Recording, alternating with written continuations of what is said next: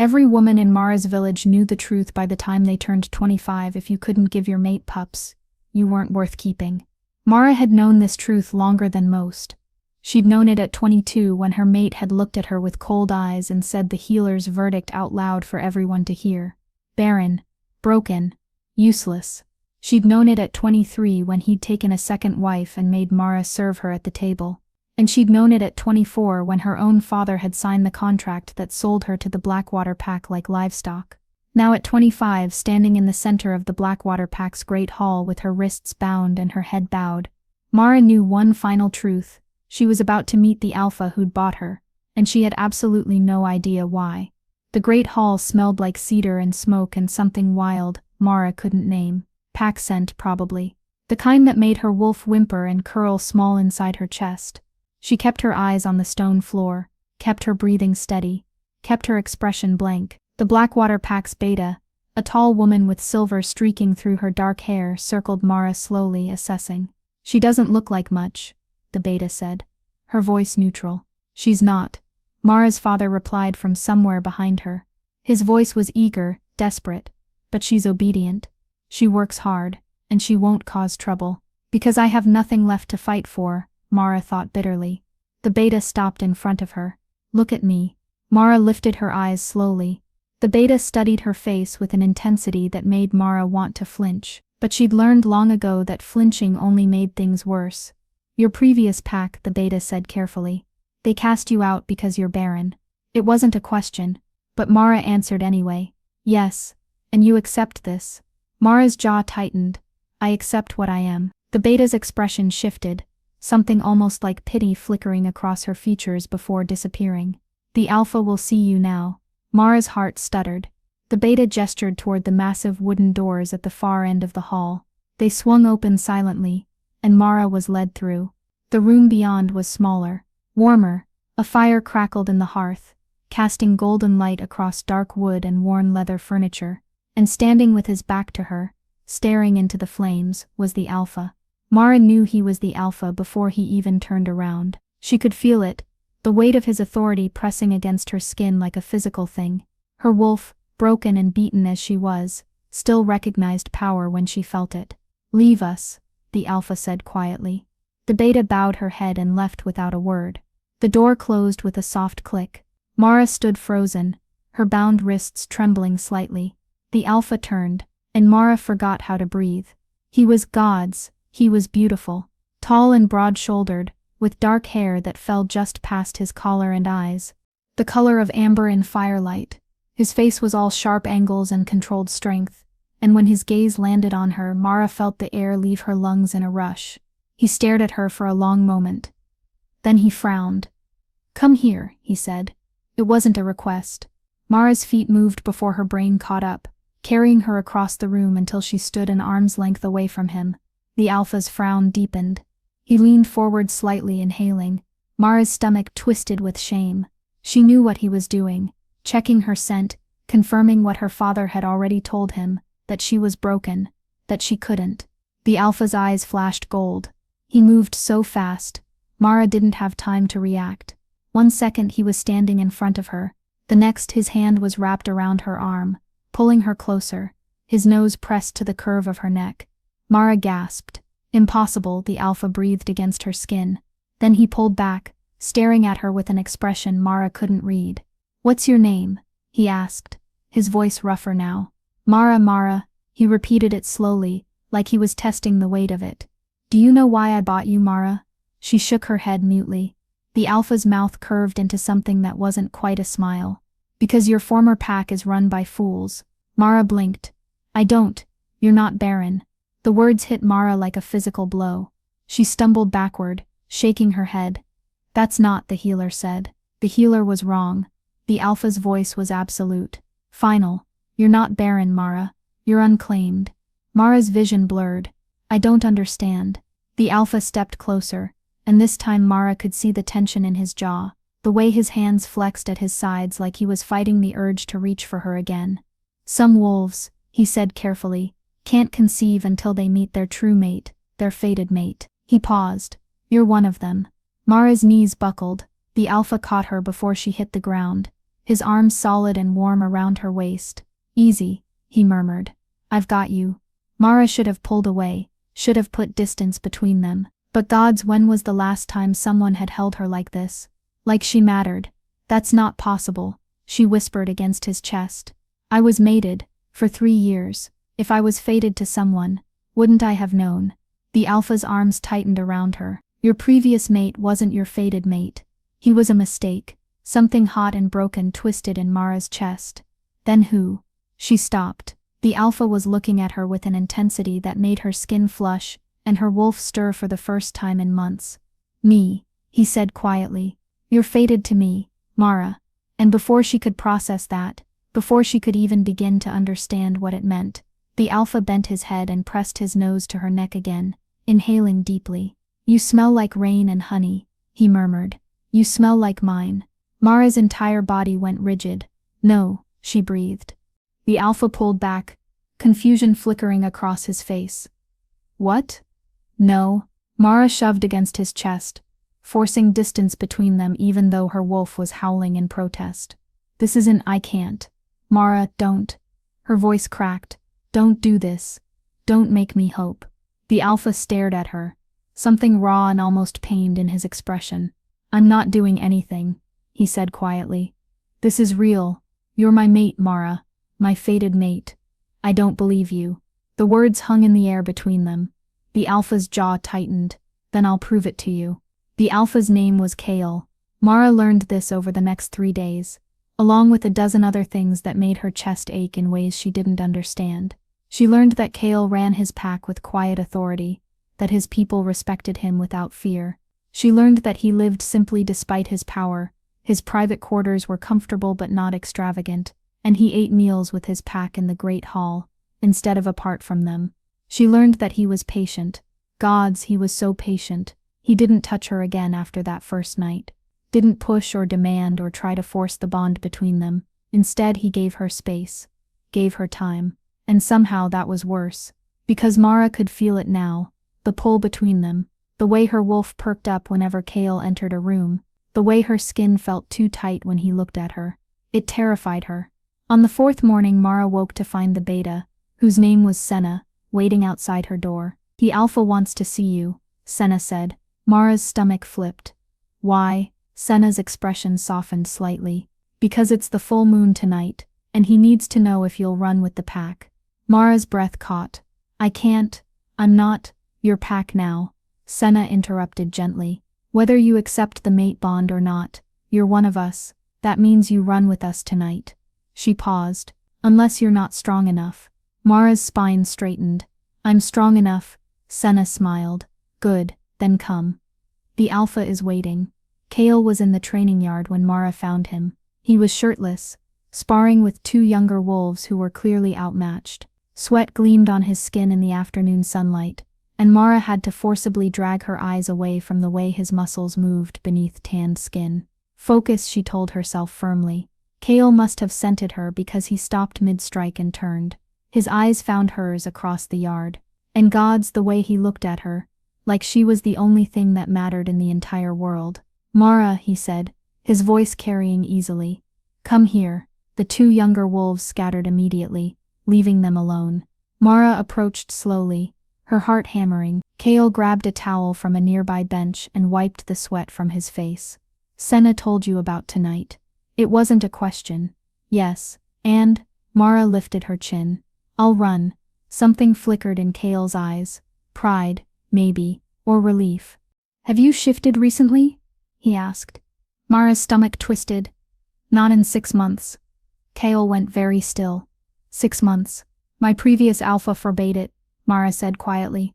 "He said I didn't deserve to run with the pack." The temperature in the yard seemed to drop 10 degrees. Kael's eyes flashed gold, his wolf rising to the surface. When he spoke, his voice was barely controlled. "He forbade you from shifting." "Yes. For 6 months." "Yes." Kael turned away from her, his hands clenching into fists.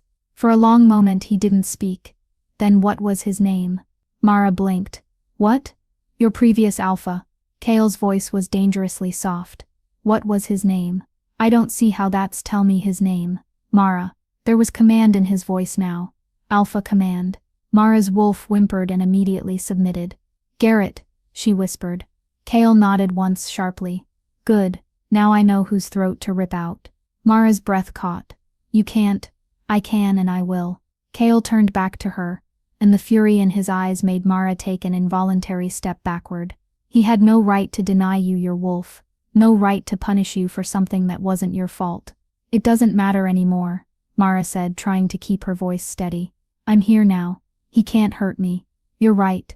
Kael stepped closer, his expression softening slightly. He can't, because you're mine now, Mara. And I protect what's mine. There it was again. That word. Mine. It should have made Mara angry, should have made her want to fight. Instead it made her wolf purr. I'm not yours, Mara said. But the words came out weaker than she'd intended. Kael's mouth curved into a small knowing smile. Keep telling yourself that. Then he reached out and cupped her face gently, his thumb brushing across her cheekbone. Tonight, he said quietly, you're going to shift, you're going to run, and you're going to remember what it feels like to be free. Mara's throat tightened. And if I can't, what if I've been broken for too long? You're not broken. Kael's voice was absolute. You never were. The pack gathered in the clearing as the sun set. Mara stood at the edge of the crowd, her heart pounding so hard she thought it might burst through her ribs. She could feel them watching her, dozens of pairs of eyes tracking her movements, assessing her, the new wolf, the barren one, except she wasn't barren. Kael had said so, but what if he was wrong? What if Mara startled as Senna appeared beside her. You look like you're about to bolt, the beta said dryly. I'm fine, liar. Senna's expression softened. Look, I know this is overwhelming. New pack, new territory, new alpha who says you're his fated mate. She paused. But for what it's worth, Kael's never been wrong about anything. Mara swallowed hard. There's a first time for everything. Not this time. Senna squeezed her shoulder briefly. Trust him, Mara. Trust yourself. Before Mara could respond, a howl split the air. The pack went silent. Kael stood at the center of the clearing, his eyes already glowing gold in the fading light. He was still in human form, but Mara could see his wolf just beneath the surface, powerful and commanding and utterly wild. Tonight, Kael's voice carried across the clearing. We run as one pack, one family. His eyes found Mara's across the crowd, and tonight we welcome a new wolf home. Mara's breath caught. Then Kael shifted. It was the most beautiful thing Mara had ever seen, the way his body flowed from human to wolf in one seamless motion. His wolf was massive, black as midnight, with the same amber eyes. And when he threw his head back and howled again, the entire pack shifted with him. Mara stood frozen as wolves of every size and color surrounded her, their excitement palpable. Shift, her wolf urged. Please. I want to run. Mara closed her eyes. I'm scared, she admitted silently. I know, her wolf replied gently. But he's here. Our mate is here. We're safe. Mara opened her eyes. Kael's wolf stood directly in front of her, his gaze steady and sure. You're safe, he seemed to say. I've got you. Mara took a shaky breath, and shifted. Running with the pack was everything Mara had forgotten. And more, the wind in her fur, the earth beneath her paws, the pure wild joy of moving through the forest with dozens of wolves at her side. She felt whole for the first time in years. Kael's wolf ran beside her the entire time, matching her pace, protecting her flank. Every time she stumbled, he was there. Every time she hesitated, he encouraged her forward with a gentle nudge. By the time they returned to the clearing hours later, Mara was exhausted and exhilarated, and more herself than she'd been in months. She shifted back to human form, gasping slightly. Kael shifted beside her, already holding out a blanket. You did perfectly, he said softly. Mara wrapped the blanket around herself with trembling hands. I forgot, she whispered. I forgot what it felt like. I know, Kael's voice was rough with emotion, but you'll never forget again. I promise. Mara looked up at him, and before she could stop herself, before she could think about all the reasons this was a terrible idea, she kissed him. Kael froze for half a second, then he was kissing her back with a desperation that stole Mara's breath, his hands tangling in her hair, pulling her closer. Mara had been kissed before, had been touched before, but this felt like coming home. Kael's mouth moved against hers with a tenderness that made her chest ache, and when he finally pulled back, they were both breathing hard. Mara, he breathed against her lips. Tell me you feel it. Tell me you know. Mara's eyes burned with unshed tears. I feel it, then stop fighting me. I can't. Kael pulled back slightly, confusion and hurt warring in his expression. Why not? Because she was terrified. Because every instinct she had screamed that this was too good to be true. Because the last time she'd let herself hope, she'd been destroyed. I need time, Mara whispered. Kael's jaw tightened. How much time? I don't know. They stared at each other in the moonlight, the pack celebrating around them. Finally Kael nodded. Okay, I'll give you time. His voice was rough. But Mara, I'm not giving you up. I'm not walking away. And I'm sure as hell not letting you convince yourself that you don't deserve this. Mara's throat tightened. You don't know what I deserve. Yes, I do. Kael cupped her face gently. You deserve everything. And I'm going to spend the rest of my life proving it to you. The next week was torture. Kael kept his word. He didn't push, didn't demand, but he was always there. Always watching her with those amber eyes that saw straight through every wall she tried to build. And Mara could feel the bond between them growing stronger every day. It terrified her. On the 8th day, Senna found Mara in the pack's library. The Alpha wants to see you, Senna said. Mara's stomach flipped. Why? Because a messenger arrived from your old pack. Senna's expression was carefully neutral. They want you back. Mara's blood went cold. What? Apparently your previous mate has reconsidered. He's willing to take you back. Mara's hands started shaking. But I'm not. I don't belong to them anymore. Legally, the contract your father signed gives you the choice. Senna's voice was gentle. You can stay here, or you can go back. Go back. To Garrett. To the pack that had cast her out. To being a servant in her own home. Mara felt sick. Come on, Senna said quietly. The Alpha is waiting. Kael was in his office when Mara arrived. He was standing by the window, his posture rigid. Close the door, he said without turning around. Mara obeyed, her heart hammering. Senna told you, Kael said. Yes. And Mara swallowed hard. And what? Are you going back to him? The question was asked in a carefully neutral tone, but Mara could hear the tension beneath it. I don't know, she admitted. Kael turned slowly. The expression on his face made Mara's breath catch. Raw, hurt, barely controlled. You don't know, he repeated. Kael. He rejected you, Mara. He cast you out. He made you a servant in your own home because you couldn't give him something that was never your fault. Kael's voice was rising now. And you're telling me you don't know if you want to go back to him. It's complicated. It's not complicated. Kael crossed the room in 3 long strides, stopping directly in front of her. You're my mate, my fated mate. That's not complicated. That's fate. I don't believe in fate. Mara shot back. Yes, you do. Kael's eyes flashed gold. You felt it the moment we met. You felt it when we kissed. You felt it when we ran together under the full moon. Mara's hands clenched into fists. Feeling something doesn't make it real. Then what would convince you? What do I have to do to make you believe that this is real? That you're mine and I'm yours, and nothing else matters? You can't just claim me like I'm property. I'm not claiming you like property. Kael's voice dropped to something raw and desperate. I'm claiming you like you're the other half of my soul. Like I've been waiting centuries for you. Like I would burn the entire world down before I let anyone hurt you again. Mara's eyes burned with tears. Stop. No. Kael, please. Tell me you don't feel it. Kael stepped closer, his voice rough. Look me in the eyes and tell me you don't feel the bond between us. Tell me you don't lie awake at night wanting me the same way I want you. Tell me you don't dream about what it would be like to be mine completely. Mara couldn't speak, because he was right. She felt all of it, and it terrified her.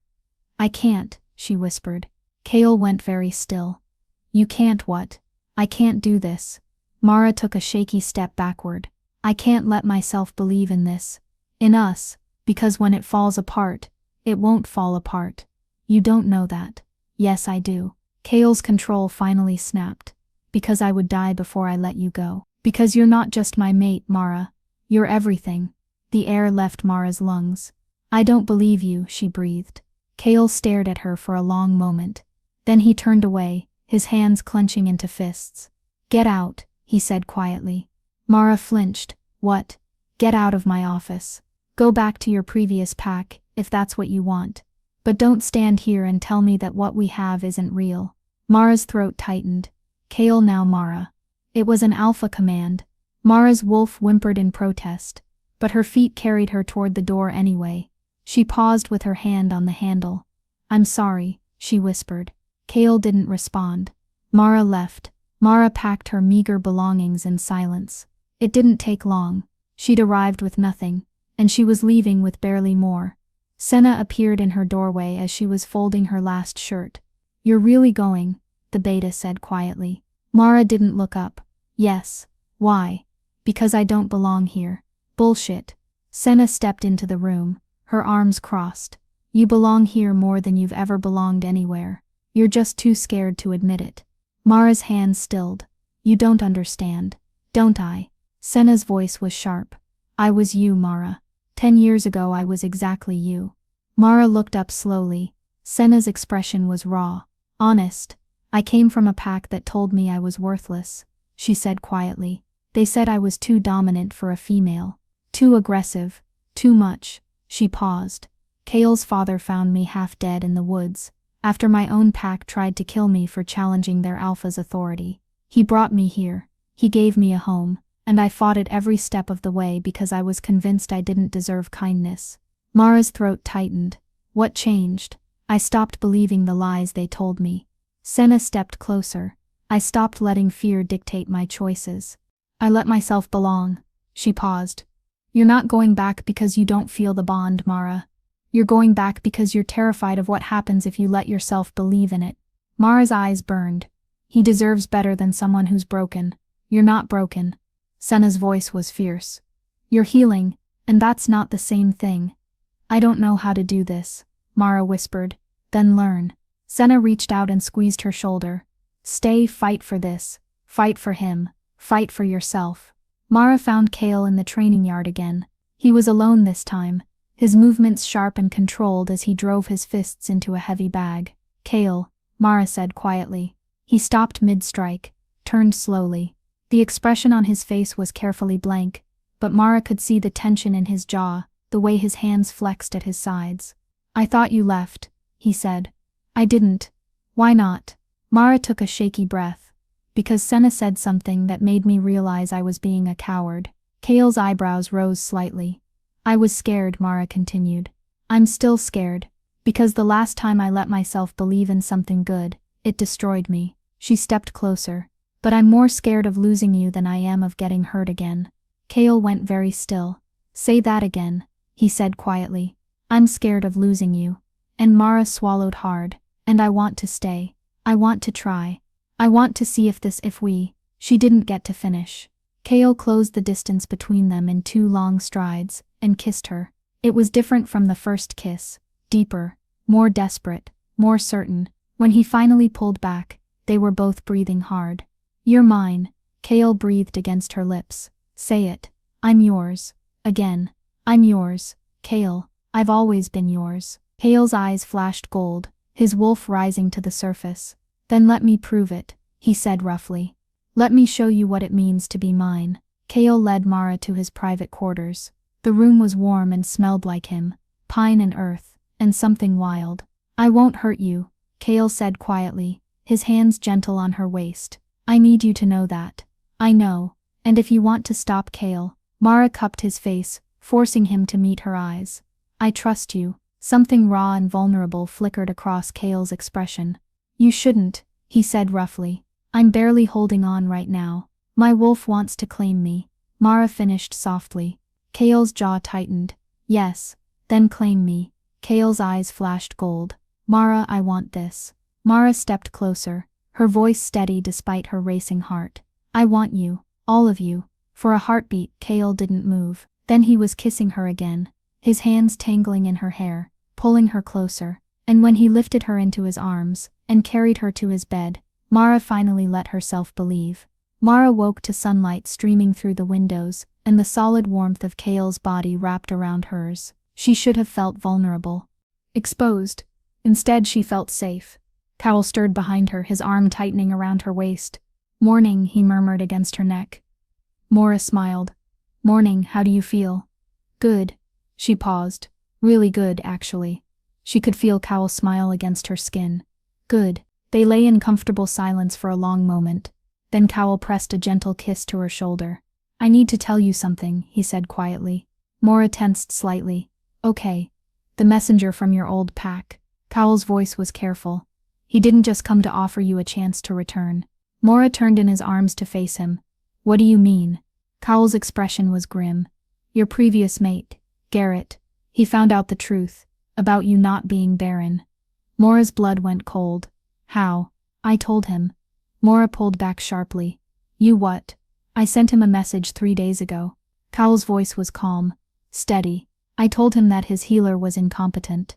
That you were never Barren. That he'd cast out his own mate based on a lie." Mora's heart hammered. "Why would you do that?" "Because I wanted him to know." Kael's eyes flashed gold. "I wanted him to know exactly what he threw away. And I wanted him to suffer for it." Mora stared at him. Then she laughed. It started as a small giggle, and grew into full breathless laughter that made her eyes water. Kael watched her with a confused expression. "I don't, you're ridiculous," Mora gasped. "And petty. And protective." Kael finished quietly. "I'm protective of what's mine." Mora's laughter faded. "I'm really yours," she whispered. "Yes. And you're really mine. Always have been." Kael cupped her face gently. "Always will be." Mora's throat tightened with emotion. "I love you." The words came out small and scared, and absolutely true. Kael's expression crumbled. "Say it again," he said roughly. "I love you," Kael. "Again. I love you. I love you." Kael kissed her before she could finish, and Mora lost herself in the feeling of being held, being claimed, being loved. 3 months later, Mora stood in the pack's medical wing, her heart hammering as the healer studied the results of her examination. "Well?" Mora asked, trying to keep her voice steady. The healer, an older woman named Vera, looked up with a warm smile. "Congratulations," she said gently. "You're pregnant." Mora's knees buckled. She'd known, of course. Deep down she'd felt the change in her scent, the subtle shift in her wolf. But hearing it confirmed. "How far along?" Mora whispered. "About 6 weeks," Vera said. "You'll want to." The door burst open. Kael stood in the doorway, his chest heaving like he'd run the entire way from the training yard. "I felt." He stopped, his eyes going wide. "Mora, you're sent." Vera smiled, knowingly, and excused herself, closing the door behind her. Kael crossed the room slowly, his expression shifting from shock to wonder, to something so tender it made Mora's chest ache. "You're pregnant," he breathed. Mora nodded, tears streaming.